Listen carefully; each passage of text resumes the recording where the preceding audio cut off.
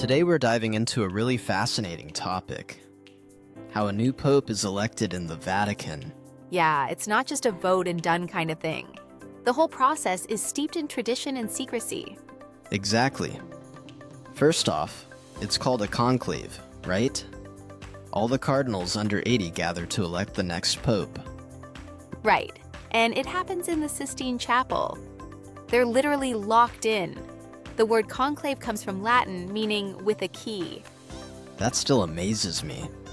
Imagine being locked away until you agree on one leader. Yeah, and voting is pretty intense. They need a 2/3 majority to elect a pope. Which can be really tough to achieve. It's not just popularity. It's deep discernment, alliances, sometimes even debate. Totally. And if no one gets enough votes, they burn the ballots with a chemical that makes black smoke. The famous black smoke. That tells the public, no pope yet. Exactly.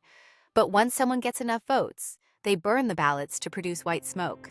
White smoke and the bells of St. Peter's Basilica. That's when the whole world knows we have a new pope. And then comes the Habemus Papam announcement. The cardinal says it from the balcony. I always find that moment so moving. Even if you're not Catholic, it's pure history unfolding. For sure. And the elected cardinal has to accept immediately. It's not like a let me think about it kind of deal. Yeah, although there have been rare cases where someone has refused. That's true. Once they accept, they pick their papal name, usually inspired by saints or former popes. It's such a symbolic choice, like when Pope Francis chose a name reflecting humility and service.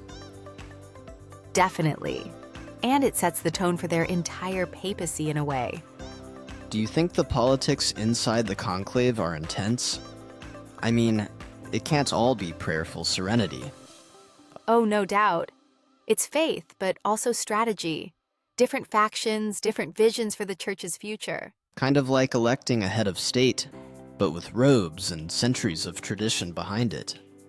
Great way to put it. And let's not forget, secrecy is key. Cardinals swear an oath not to reveal anything.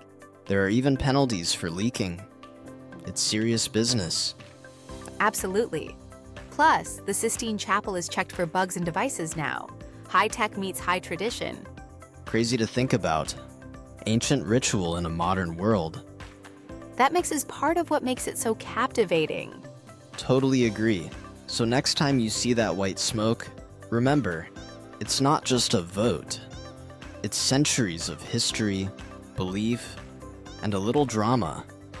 And maybe a reminder that sometimes the biggest decisions happen behind closed doors, with a lot of prayer and a little politics. That's it for today. See you next time with more behind-the-scenes insights. Can't wait. Until then, keep questioning, keep exploring.